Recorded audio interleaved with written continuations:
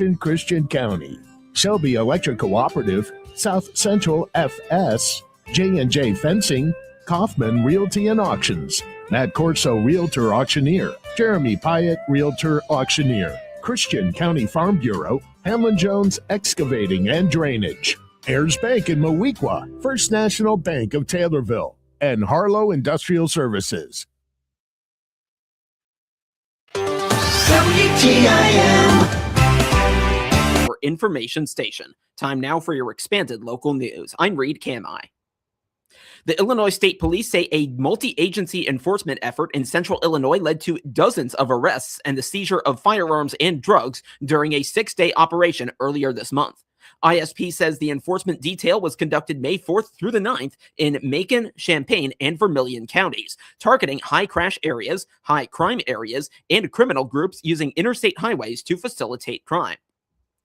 During the operation, officers arrested 34 suspects and filed 72 criminal charges, including 28 felony charges. Police also recovered 5 firearms and issued 7 firearm-related charges. Authorities say more than 500 grams of cannabis and 67 grams of controlled substances were seized. Troopers also completed 100 motor carrier safety inspections, issued 204 citations, and handed out 442 warnings. Among the most notable arrests, police say troopers stopped a vehicle in Macon County on May 6th for a traffic violation and recovered a stolen firearm and suspected heroin from a passenger. The passenger, identified as a convicted felon, was jailed on multiple weapons, drug, and sex offender-related charges. In another case on May 7th, troopers attempted to stop a vehicle for a traffic violation, but the driver fled both in the vehicle and on foot. ISP Air Operations tracked the suspect, who was later taken into custody. Officers reportedly recovered 2 firearms along with suspected cannabis and ecstasy. The driver now faces multiple felony weapons, drug, and fleeing charges. The operation involved numerous law enforcement agencies, including ISP patrol troops, special agents, local police departments, sheriff's offices, and task force officers from across central Illinois. State police say they will continue using air operations, technology, increased patrols, and interagency cooperation to combat violent crime. Christian County residents will have a chance to weigh in on zoning-related issues next week. The Christian County Zoning Board of Appeals is set to hold a public hearing on Monday at 12:30. The meeting will take place in the county boardroom on the second floor of the Christian County Courthouse in Taylorville.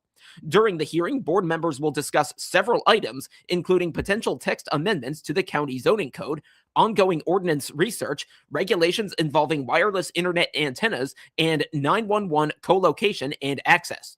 The board will also consider referrals from the Christian County Board.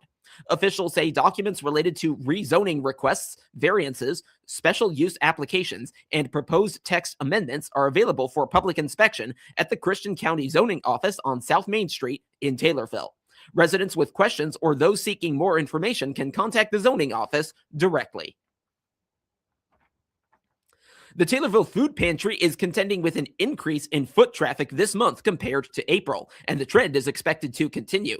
This adjustment is normal at this time of year, with school ending and children no longer receiving meals there. However, increases in gas prices are straining pocketbooks even further.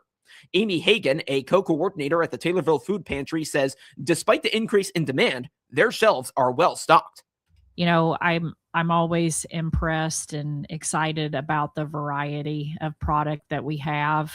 Of course, we're sourcing food from a variety of sources. You know, we've got a truck that comes in from Springfield, the Central Illinois Food Bank. We have volunteers that run up to the Midwest Food Bank in Bloomington. And then basically every day of the week, except for 2, we've got folks that are running to different retailers and wholesalers here locally to make those runs and get items that the stores no longer can sell. So, you know, we've been a little bit short as far as volunteer shoppers these last couple of weeks, and I've gotten thrown into the mix, and I actually get to shop with our neighbors, with our patrons, and I'm always impressed and interested in how much the average household walks away from our food pantry with. Hagan credits the community and outside businesses and organizations for stepping up in the time of need to keep the supply high. Yeah, I guess it was this past Saturday, perhaps the Saturday before as well. The local Kroger store had donated several boxes full of meat product that could no longer be sold at the store. And we're talking beautiful, beef, packages of beef and chicken and turkey and, all the meats. And you look at the retail price of that meat because the sticker's still on it. Yeah. And it's, $15-20 a package. And we're able to give that to the families that are coming through our doors. The increase in visitors from April to May is similar to that of last year. Pam Moses, another co-coordinator with the Taylorville Food Pantry, says the consistency helps them plan for what's to come. We're always watching for deals, and we're always trying to make sure the shelves stay full. As Ames said, there is a choice at the pantry, and what we have available will fluctuate. I mean, sometimes we have certain things, sometimes we don't. By availability, but we try to fill it with something. So, that remains how we've been pretty much since COVID. We have pushed to stay ahead of it, and so far so good. The Taylorville Food Pantry is located at 1429 East Main Cross. They are open Tuesdays from 8:30 to 10 in the morning, Thursdays from 5:30 to 7 in the afternoon, and Saturdays from 8:30 to 9:30 in the morning. More information is available at TaylorvilleFoodPantry.com or by calling them at 217-820-2651. Amy Hagan and Pam Moses appeared as guests on the WTIM Morning Show. And now, a word from First National Bank in Taylorville. At First National Bank in Taylorville, just west of the square, we've spent 70 years being your local bank. The bank where relationships matter, because we've been part of this community for generations. I'm President Jared Beckham. Life moves fast. Families grow, businesses change, even banks come and go. But one thing stays the same. First National Bank in Taylorville has been here for you and will be here for the next generation too. Serving Taylorville for 70 years, First National Bank in Taylorville. First every time, member FDIC. April showers bring May flowers, and now is the time to know how best to care for them. Factors like soil moisture are key to ensuring plants grow effectively and thrive all season long. This is especially true for growing vegetables, as certain ones grow better earlier in the season than others. Gwen Podesky and Kathy Knope are master gardeners with the University of Illinois Extension. They say vegetables such as tomatoes and squash are best when their seeds are planted later due to how the weather has played out in the area this season. Right now, if you did your cool season crops, things like lettuce and onions, radishes, even spinach and like those that. things, Yeah. those should be great to go, and they probably are enjoying and thriving in this cooler weather. The tomatoes, peppers, and squash, however, I don't think you should. I plant think those you should until just early. hold off a little bit. Yeah, it's been too cool. Good conventional knowledge is in this area anyway, around the end of May. Yeah. And I was talking to a person who worked for a commercial grower for a long time, and she said they actually used to double plant tomatoes, and they would plant some after Mother's Day and then some as late as nearly July 4th. Oh, that is late. So that they would have an extended season. For soil to warm up, temperatures would need to be quite warm much of the season. Podesky and Knope say the weather so far has not allowed for that outcome, but the rainfall has been good for the soil.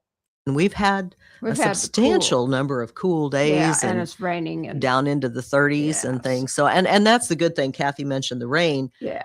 Thank goodness we've gotten some moisture. Because we had a drought last year, really, really super Right. bad. So let's hope it doesn't let's hope Mother Nature doesn't turn the faucet off completely again. Yeah, we don't need But that. the soil moisture has come back a lot. Yep. I still hear reports of these dust storms that go on because mostly the farmers are planting and hoeing and doing and all high those winds, good and things. it just But blows everywhere. yeah, because the winds have been high. the winds have been really high. So anyway, but I think we're setting up for some pretty good season. I think so And too. just go ahead and get out there. It's a good time to start buying your May flowers, as Yeah. you mentioned, and that's not the ones that bring the pilgrims. I No, just like- had to put that in there. Yeah. But anyway, it's a great time to start on your pots and Yeah, your pots, pans, annuals. Pots, yeah.